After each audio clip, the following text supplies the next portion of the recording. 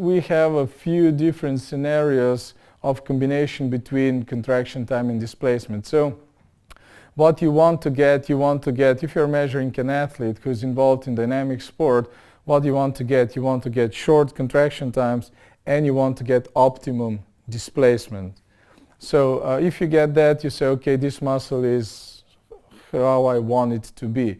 If you do something to, after the measurement, to activate the muscle. So, for example, I'm doing the measurement on one of the quadricep heads.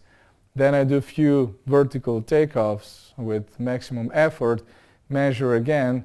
These two parameters will change a little bit. That means that the contraction time will shorten, so the muscle will become even a little bit faster, and the displacement will increase because a little bit more activation in the muscle will happen.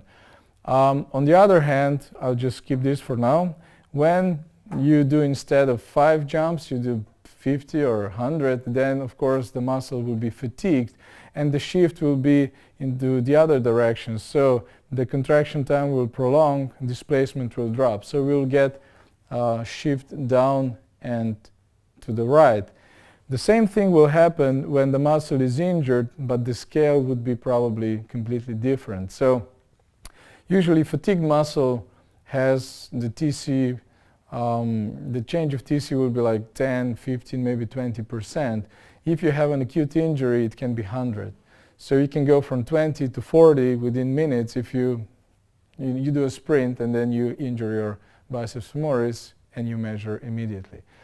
Then if you don't do anything for a long period of time, again the contraction time will prolong, so you will again have the shift to the right, but since you're not using the muscle as you should or as you did, then the displacement will not drop, but it will increase. And this is one example that I would like to show you now. So it is a biceps femoris of a sprinter before injury.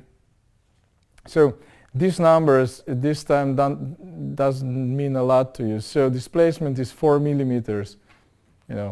I know that's more or less normal for a sprinter, male sprinter, but you don't. So, but take my word for it. So that's about the right amount of displacement that you would like to have. Contraction time 20. It's not super fast. Some of the world best sprinters, they have around 15, 16 milliseconds. But it's not bad. Okay, so after an injury, you can see that drop down and to the right. So the increase in contraction time is immediate. It's about 30% difference, and displacement is much, much lower. So what you're missing is some of the fast twitch muscle fibers that are not firing because of inhibition after an injury. So what you would like to get is go from here back to here as soon as possible. But since you cannot use the muscle as you did because of an injury, it will go into this direction here. This is an extreme example. That's why I'm showing it to you. So if you don't do anything for a few weeks, so if you don't treat your injury, you will get, the TC will even prolong even more, and displacement is much, much higher. So the muscle loses tonus completely because it is not used anymore. So you should prevent that if you want to focus on returning this subject back to the training and competition as soon as possible. But it is a quite nice example. Okay, now we'll talk about reference values that I was mentioning before. So when you do the measurement, of course, when you get these numbers that I was just showing, if you cannot compare it to some other numbers, they don't mean much. So in order to do that, so of course the first thing that you will get after measuring a certain muscle, you will get reference values shown at the same time. The reference values for some sports are very strong, I would say. So for soccer, we have thousands and thousands of soccer players measured, and these reference values are available in the software. But for some sports that are not maybe so popular. It also depends on the country. We have maybe a couple of hundred people measured. In some sports, maybe just 20 or 30. But nevertheless, you compare the data that you get with the group of people that do the same thing as you do. And if you have some specific group that you want to focus on, you can also generate your own reference values as soon you have enough subjects measured. So these numbers that are shown here are the average of more than 10,000 male subjects, different age groups, different sports. So as you can see, if you just focus on contraction time, it goes from 19 to 46. So this is the fastest in this example, I think, and that one is the slowest. So the others are in mid-20s. If you would take a group of world-class sprinters, 9 out of 10 would be below 20. So the only one that would be probably a little bit slower are the glutes. All the others would be sub 20, maybe even closer to 15. So if you take a world-class soccer player, most of these numbers would be in low 20s, so 21, 22. So it all depends on which sport you're looking at. So obviously the fastest people on the planet are the sprinters, and clearly they will have the shortest contraction times. But the thing is, these properties will be quite different even if you're looking at the same sport. In soccer, we have 4 different reference values. We have offense, defense, midfield, and goalkeepers, obviously. So this is the first thing that you will get as a result. You get the numbers of the subject that you're measuring, and you get the reference value, and you can see, okay, faster, slower. The other values here are displacements, and you can see that, like I said, it's somewhere from 2 millimeters, in this case up to 10.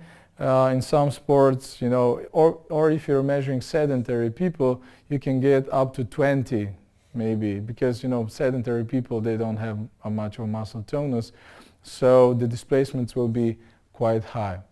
These 10 muscles which are highlighted here are the most frequently measured muscles. So if you have a subject who is involved in sport which predominantly use lower extremities, these 10 muscles will be measured. So sometimes adductors are not measured, so if you have a sport in which there are not a lot of lateral movement, these adductors are maybe not as important, but at least these 9 muscles, the other 9 muscles, if you run, you will use those muscles, and it is very important to see what are the properties. So again, so Lewis will tell you he works with swimmers a lot.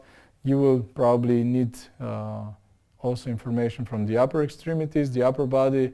You can measure all of the muscles or most of the muscles which are on the surface. So in that case, you would measure also the pectorals, lats, deltoid muscles, arm muscles. So the only limitation probably is if the muscle is so very small that you cannot isolate it and you cannot put a sensor on it, you cannot measure it. So if you would try to measure some flexors of the fingers, individually, you can't. But you can measure as a group. So these are, again, the most frequently measured muscles. This is the print screen from the software, and this is the first information, like I said, is that you will get. You get the curve of a random muscle in this case, and you get all 5 parameters displayed below, and you get 2 numbers for each parameter. One number is the number of the subject, the other one is the reference value. And in this case, for example, the first column and the last one are the 2 most important ones. So in this case, contraction time is 5% slower than the average. So you get a yellow color, so you will get 3 different colors. You get green if you're faster than the average.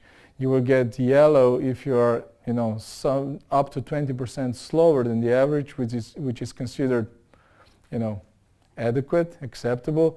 And if you are more than 20% slower than the average, you will get a red color, and it will tell you, okay, this muscle is slow. For the displacement, you have also 3 different colors, but the logic is slightly different. So you get a green color if you are within plus minus 30% of the reference values. So that means that you are about in the optimum area of muscle tonus. If you are with the displacement, if displacement is too high, it will turn into a violet or purple color, and it will say, okay, this muscle is too loose. And on the other hand, if the displacement is very low, the color will be, here it's not very well visible, but it's light blue, and it will tell you, okay, this muscle is too stiff. So here you have the explanation of what the possible colors should mean. So what you're looking for all green, if possible, but in most cases it won't be. So this is the first feedback that you get.